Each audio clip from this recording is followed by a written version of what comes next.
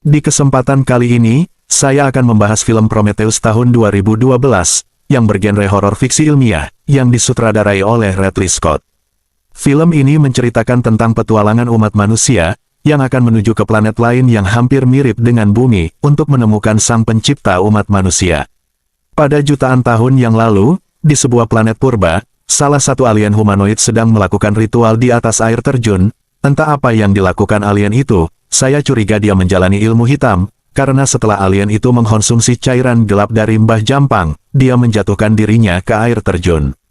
Setelah terkena air, tubuhnya menjadi hancur, kemudian DNA-nya terurai dan bergabung kembali, menaburkan planet ini dengan awal kehidupan. Penasaran dengan kelanjutan kisahnya? Langsung saja ke alur ceritanya.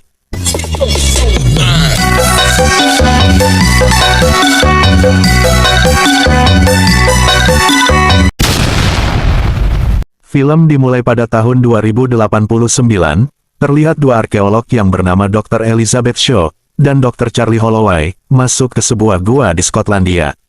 Pasangan itu menemukan tanda kuno yang disebut peta bintang, membuat mereka kagum dan terpesona dengan temuannya itu, dan keduanya menafsirkan ini sebagai panggilan dari pencipta umat manusia, yang disebut sebagai insinyur, untuk datang dan menemukan mereka. Singkat cerita, di dalam pesawat luar angkasa yang sangat canggih bernama Prometheus, terdapat sebuah tim yang akan melakukan perjalanan untuk menemukan sang pencipta, melalui peta bintang yang ditemukan oleh Dr. Shaw dan Dr. Holloway. Ekspedisi ini didanai oleh Peter Weyland, dari CEO Weyland Industry, putrinya yang bernama Meredith Vickers, memimpin perjalanan mereka. Sementara itu, robot android super canggih yang bernama David, tetap terjaga di kendali pilot, untuk mengawasi perjalanan mereka menuju LV-223. Seluruh kru Prometheus melakukan perjalanan keluar angkasa dalam mode tidur melalui stasis, sebuah proses di mana aliran normal seluruh tubuh mereka dihentikan dengan kriogenis. Setelah tertidur selama 2 tahun, Vickers, Shaw, Holloway, dan kru lainnya semua terbangun saat mereka tiba di tempat tujuan, pada Desember tahun 2093. Kru terdiri dari para ahli dari berbagai bidang sains dan teknologi. David membantu mereka saat terbangun dari hibernasi. Setelah semua kru tersadar, mereka bisa bertemu kembali setelah 2 tahun tertidur. Vickers memperhatikan Janek, kapten dan pilot utama Prometheus, saat dia dengan antusias memasang pohon Natal untuk memperingati hari liburan. Mereka berkumpul untuk mendengarkan pesan holografik dari Weyland, yang mengarahkan tentang misi mereka untuk menemukan alien kuno, yang disebut dengan The Engineers, sebagai pencipta bagi umat manusia. Selain itu, ia memperkenalkan David sebagai putranya, yang tidak akan pernah menjadi tua dan meninggoy. Dr. Shaw dan Dr. Holloway juga menjelaskan penemuan mereka, tentang gambar penggalian arkeologi dari seluruh penjuru bumi, di mana manusia melihat ke arah langit, dan menyembah makhluk raksasa dari atas. Menggunakan akumulasi peta bintang, pasangan itu menjelaskan pencarian mereka, tentang asal-muasal dari para sang pencipta, yang membawa mereka untuk menjelajahi LV-223, yang berjarak beberapa tahun cahaya dari bumi. Beberapa kru lainnya mempertanyakan teori mereka tentang akumulasi pengetahuan sepanjang sejarah awal mula umat manusia, karena mereka belum sepenuhnya percaya. Meskipun demikian, Shaw mengungkapkan keyakinannya yang kuat pada penelitian mereka. Pada malam hari, David memanggil Shaw dan Holloway atas perintah dari Vickers. Mereka datang ke kantornya, di mana dia memberitahu mereka berdua tentang keraguannya mengenai keberadaan insinyur, dan menjelaskan kepada mereka bahwa tanpa persetujuannya, mereka tidak dapat melakukan kontak apapun dengan insinyur. Kapten Prometheus, yang bernama Janek, mengumumkan tentang pendaratan pesawat, dan memberitahu para kru untuk mempersiapkan diri mereka. Ford yang bekerja sebagai petugas medis pesawat, secara singkat sedang mempelajari komposisi dari LV-223.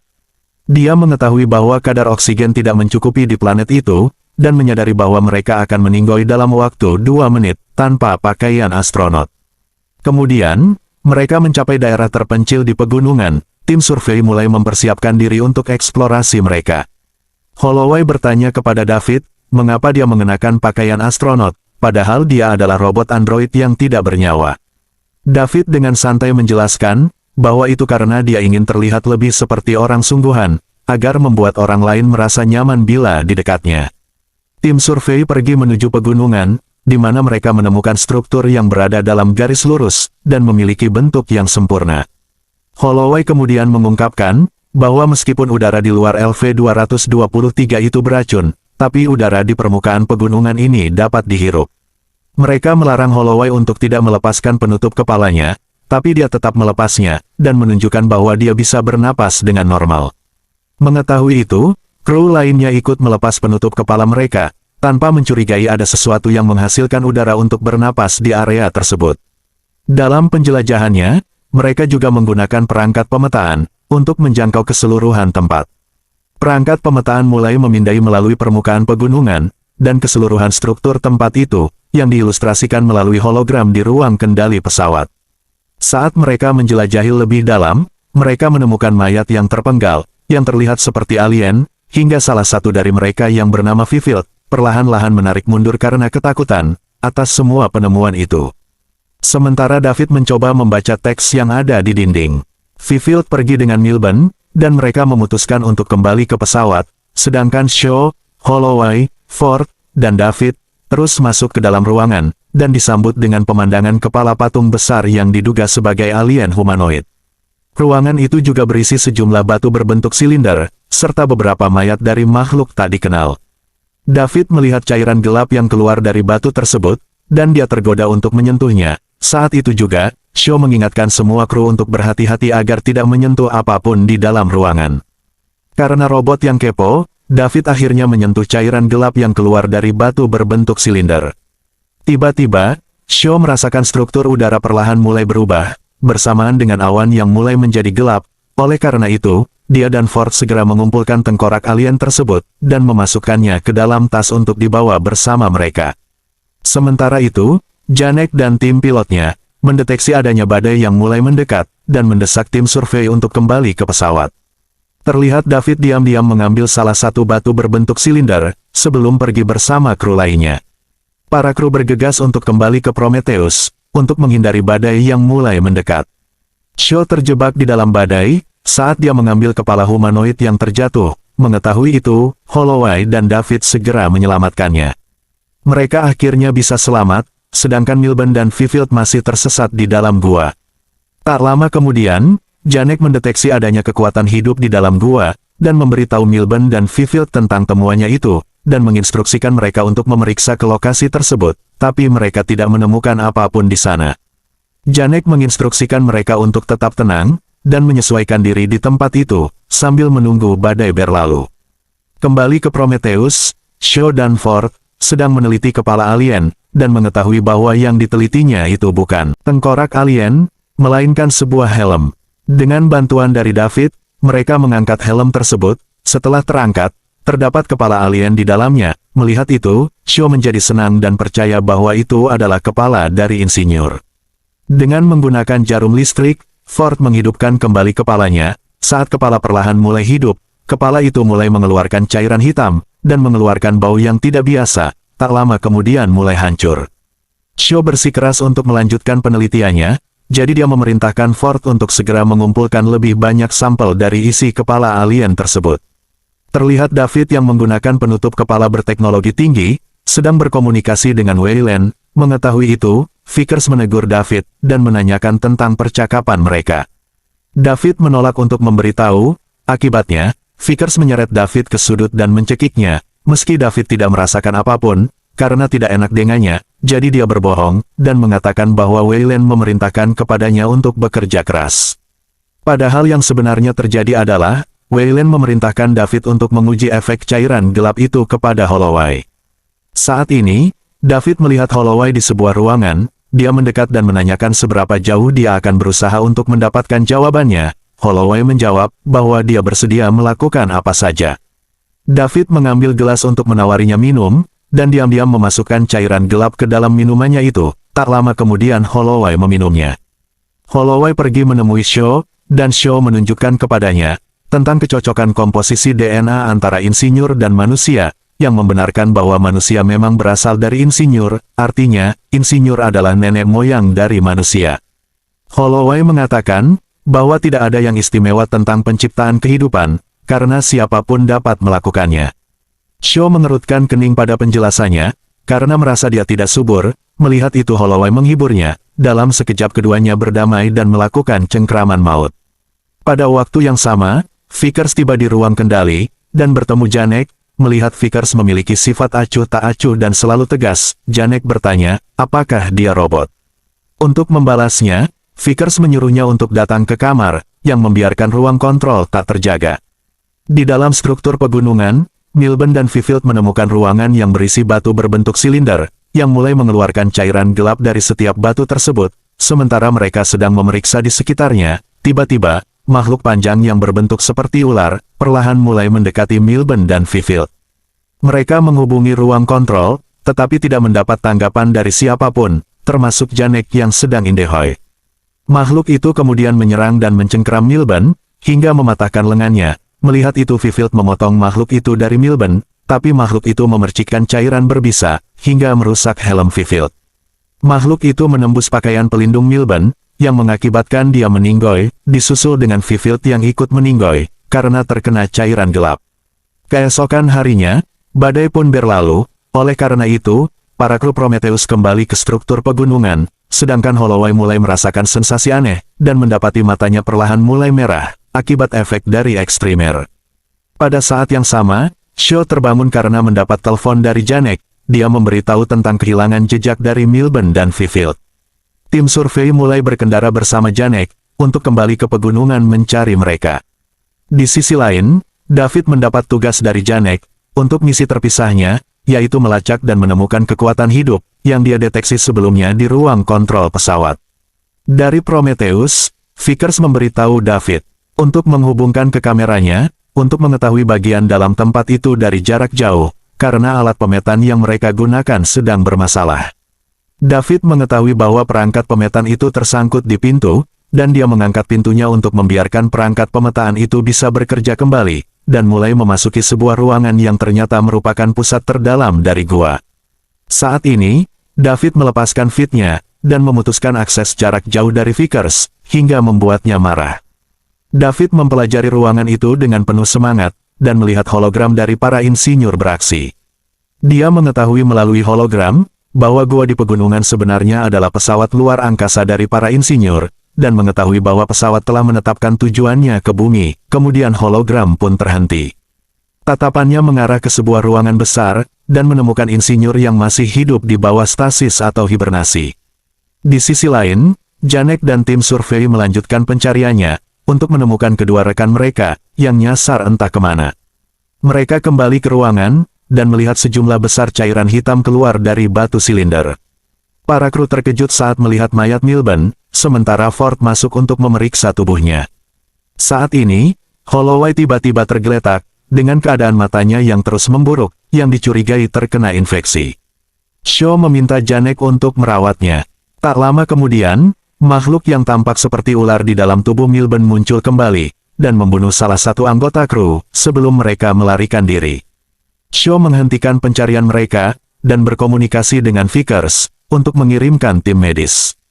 Cairan hitam itu mulai merembet tak terkendali ke tubuh Holloway, dan mereka bergegas kembali ke pesawat. Tim survei berhenti tepat di luar pintu pesawat. Janek memerintahkan agar pintu segera dibuka, namun Vickers menolak untuk membukanya. Kemudian dia mengenakan pakaian pelindung, dan mengeluarkan penyembur api. Dia memberitahu tim survei, bahwa Holloway tidak lagi diizinkan naik ke Prometheus karena kondisinya yang mengancam.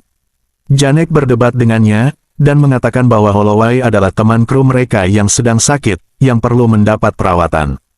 Namun, Vickers tetap dengan keputusannya, dan dia memperbolehkan kru lainnya masuk ke pesawat, kecuali Holloway. Shaw terus-menerus memohon kepada Vickers, untuk mempertimbangkan kembali keputusannya itu, tetapi berakhir dengan sia-sia, karena Vickers tetap dengan keputusannya. Holloway menjauhkan diri dari kru, dan mengatakan bahwa dia menerima keputusan dari Vickers. Dia menghibur Shaw dan mengucapkan selamat tinggal padanya, sebelum Vickers membakarnya sampai meninggoy. Shaw menangisinya saat melihat Holloway dibakar hidup-hidup, tak lama kemudian Shaw tak sadarkan diri. Setelah tersadar, Shaw mendapati dirinya berada di atas meja, tempat David melakukan karantina yang aman untuknya. Setelah pemeriksaan cepat, David mengungkapkan kepadanya, bahwa dia hamil 3 bulan. Mendengar itu, Dr. Shaw terkejut, dan memberitahu David bahwa dia tidak subur, dan itu tidak mungkin terjadi.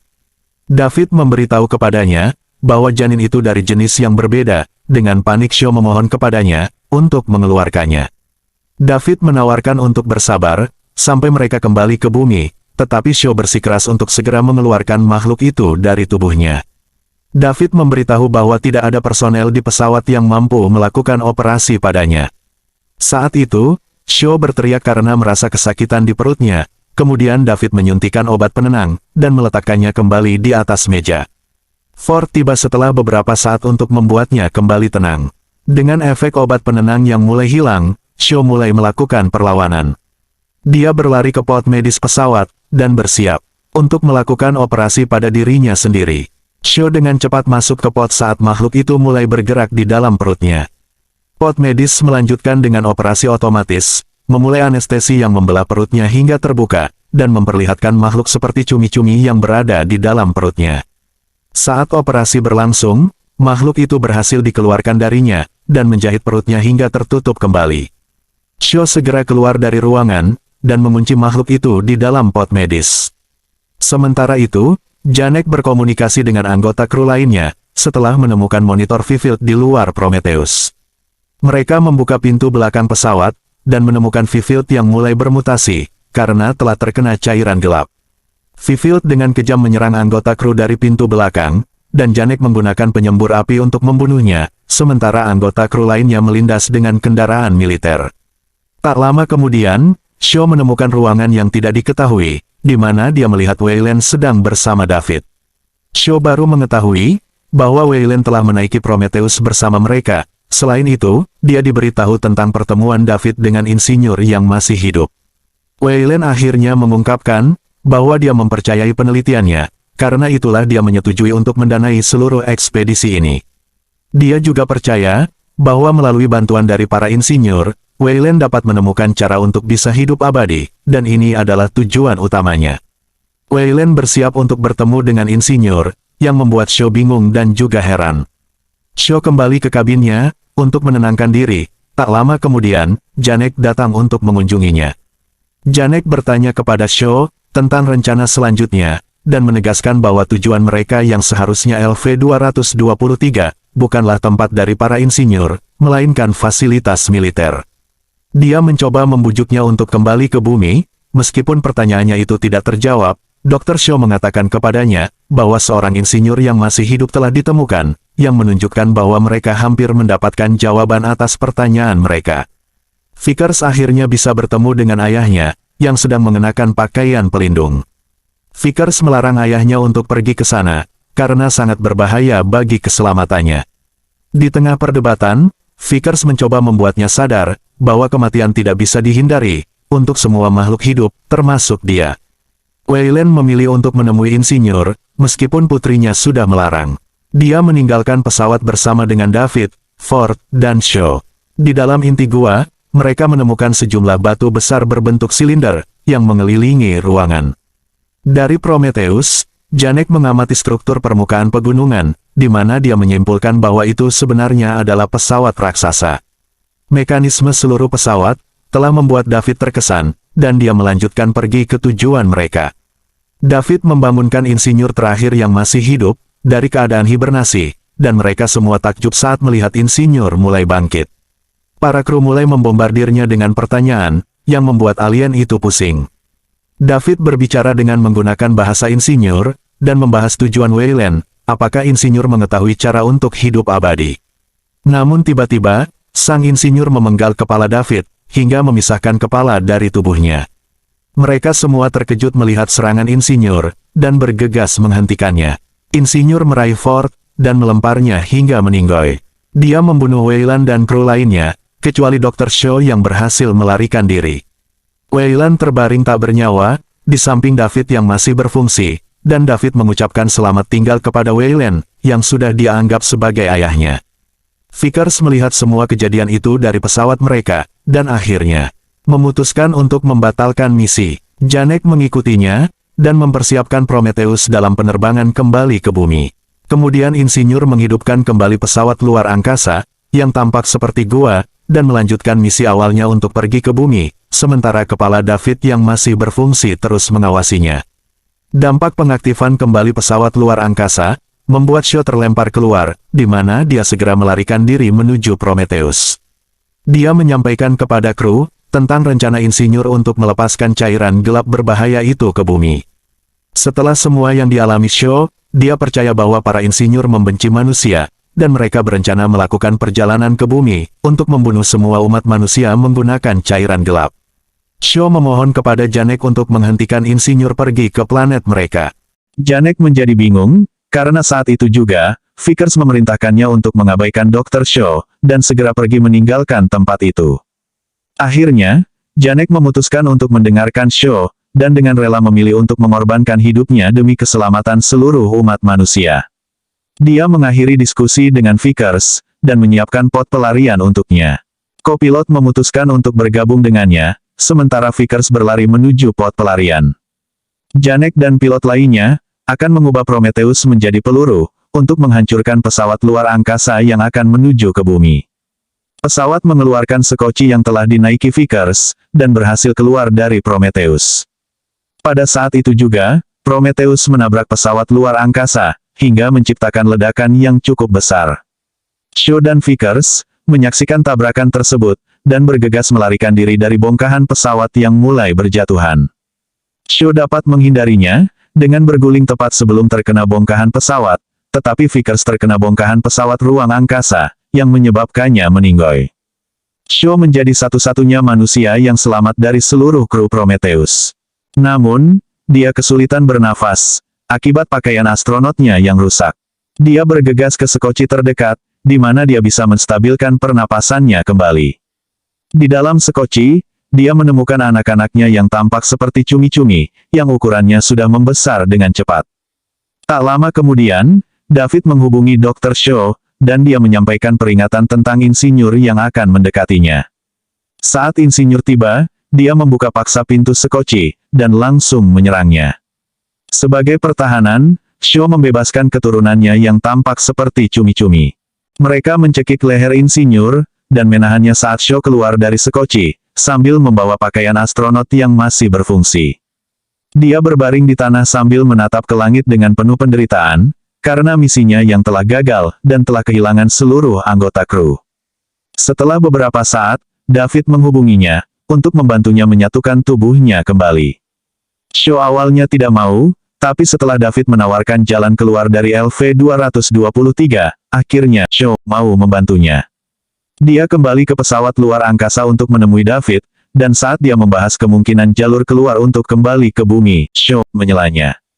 Daripada kembali ke bumi, dia membujuknya untuk pergi ke tempat asal para insinyur itu berada, dan menyelesaikan misi mereka, untuk mencari jawaban yang mereka cari selama ini. Akhirnya, mereka sepakat dan mulai bekerja sama, untuk meninggalkan LV-223, dengan pesawat baru yang dikendalikan oleh David. Film berakhir dengan Shaw membuat pesan dari pesawat Prometheus, yang melaporkan bahwa dia adalah orang satu-satunya yang selamat, dan masih mencari para insinyur. Dia juga menyatakan bahwa seluruh kru telah meninggoy, memperingatkan para pendengar untuk tidak mencoba mendekati LV-223. Kembali ke sekoci, alien itu mulai bermutasi, yang menandakan adanya pertemuan lain, antara alien dan manusia.